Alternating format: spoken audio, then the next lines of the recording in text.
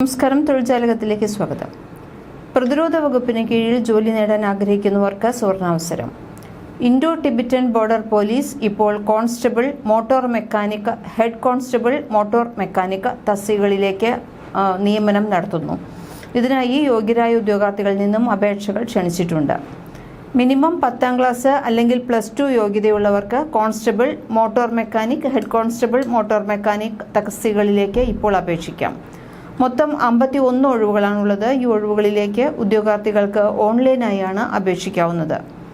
നല്ല ശമ്പളത്തിൽ തന്നെ കേന്ദ്ര സർക്കാരിൻ്റെ കീഴിലൊരു ജോലിയാണ് ആഗ്രഹിക്കുന്നതെങ്കിൽ ഈ അവസരം ഉപയോഗപ്പെടുത്താവുന്നതാണ്. ഈ ജോലിക്ക് ഓൺലൈനായി ഡിസംബർ 24 മുതലാണ് അപേക്ഷിക്കാവുന്നത്. 2025 ജനുവരി 22 വരെ അപേക്ഷിക്കാൻ സമയമുണ്ട്. ഇൻഡോ ടിബറ്റൻ ബോർഡർ പോലീസിൻ്റെ പുതിയ നോട്ടിഫിക്കേഷൻ അനുസരിച്ച് ഇപ്പോൾ വന്നിട്ടുള്ള ഒഴിവുകളുടെ എണ്ണം: ഹെഡ് കോൺസ്റ്റബിൾ മോട്ടോർ മെക്കാനിക് 7 ഒഴിവുകളും കോൺസ്റ്റബിൾ മോട്ടോർ മെക്കാനിക്കിന്റെ 44 ഒഴിവുകളുമാണ് ഉള്ളത്.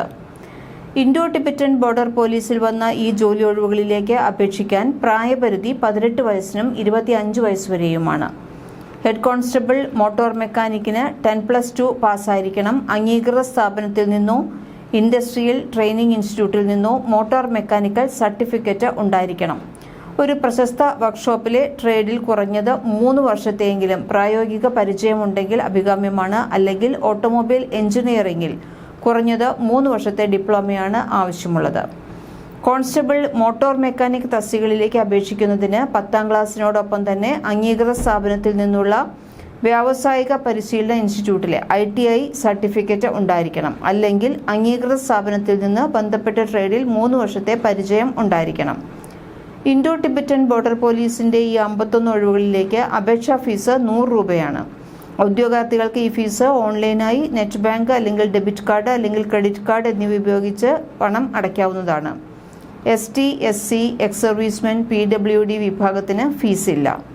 യോഗ്യരായ ഉദ്യോഗാർത്ഥികൾ ഡിസ്ക്രിപ്ഷൻ ബോക്സിൽ കൊടുത്തിട്ടുള്ള ഔദ്യോഗിക വിജ്ഞാപനം പൂർണ്ണമായും വായിച്ചു മനസ്സിലാക്കിയതിനു ശേഷം അപേക്ഷിക്കേണ്ട ലിങ്ക് ക്ലിക്ക് ചെയ്ത് മൊബൈൽ ഫോൺ അല്ലെങ്കിൽ കമ്പ്യൂട്ടർ ഉപയോഗിച്ച് ഓൺലൈനായി അപേക്ഷിക്കുക.